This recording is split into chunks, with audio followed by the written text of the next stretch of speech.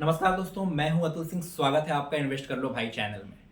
Y increasing expenses with increasing income stops you from becoming wealthy. दोस्तों, जब हमारी salary बढ़ती है तो हम क्या करते हैं? पुरानी बाइक छोड़कर नई कार ले लेते हैं। 1 BHK से 2 BHK में शिफ्ट हो जाते हैं। शॉपिंग और आउटिंग बढ़ जाती है।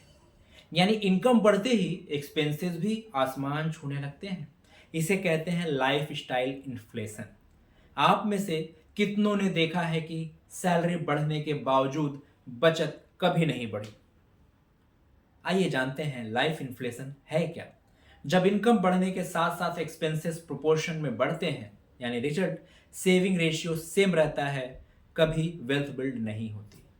सैलरी हाइक के बाद भी फाइनेंशियल स्ट्रेस सेम रहता है। राज की सैलरी 30,000 से 60,000 हुई। सोचा था अब बचत बढ़ेगी, लेकिन खर्च भी 25,000 से 55,000 हो गए। यानी नेट सेविंग वही। लाइफ स्टाइल इन्फ्लेशन का असर आपकी वेल्थ क्रिएशन पर पड़ता है, जो रुक जाती है।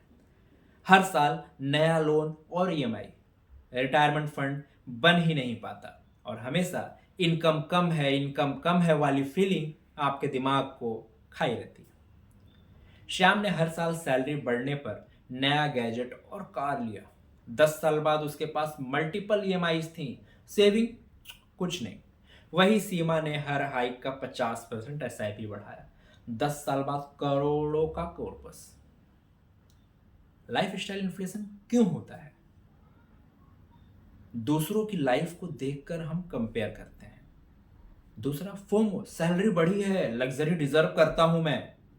इजी क्रेडिट, ईएमआई और क्रेडिट कार्ड ट्रैप, और आपके डिसिप्लिन की कमी। इससे बचने का फॉर्मूला क्या हो सकता है? नोट करके रखो। हर सैलरी हाइक का कम से कम 50% सेविंग या एसआईपी में लगाओ। फिक्स्ड लाइफ स्टाइल बनाओ। सिर्फ जरूरत के हिसाब से अपडेट करो अपने आप को। गोल्स डिफाइन करो। अननेसेसरी खर्च खुद कम हो जाएगा। क्रेडिट कार्ड और ईएमआई यूज स्ट्रिक्टली लिमिट करो। अगर आपकी सैलरी 10% बढ़ी और आपने 5% खर्च बढ़ाया और 5% सेविंग बढ़ाई, तो 20 साल में मिलियनर भी बन सकते हो। गोल्डन रूल्स क्या हो सकते हैं? इनकम बढ़े तो पहले सेविंग बढ़े। लाइफ स्टाइल अपग्रेड सोची समझी होनी चाहिए, सिर्फ दिखावे के लिए नहीं। वेल्दी बनना है तो लाइफ स्टाइल इन्फ्लेशन से दूर रहना होगा।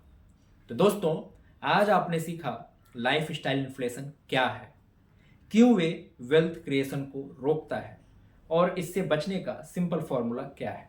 याद रखिए, अमीरी सैलरी से नहीं, सेविंग्स और इन्वेस्टमेंट से आती है। अगले एपिसोड में हम सीखेंगे रियल एस्टेट एडवांस्ड, घर अपना एसेट है या लायबिलिटी, यानी घर खरीदना सही डिसीजन है या सिर्फ कर्ज का बोझ। तब तक के लिए अलविदा।